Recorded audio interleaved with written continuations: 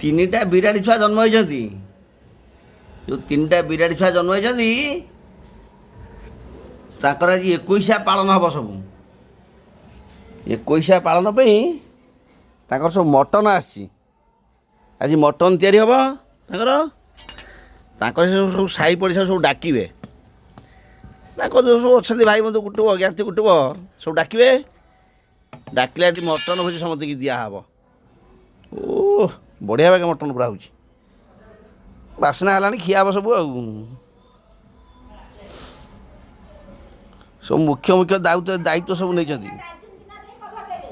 ହଁ, ଛୋଟି, ହଗୁରା, ଓଲି, ବୁଆ, କାଳି, କୁନିଛୁଆ ସବୁ ଦାୟିତ୍ୱ ନେଇଛନ୍ତି। ଆଜି ଏସବୁ କାମ ସେଇମାନେ ସବୁ କରିବେ। ଆଉ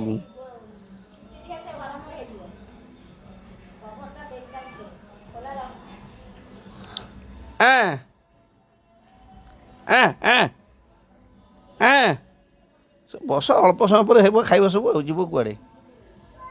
ମନ ଭରିକି ଆଜି ଖାଇବ। ଆଉ ଛୋଟି ଏଠିକା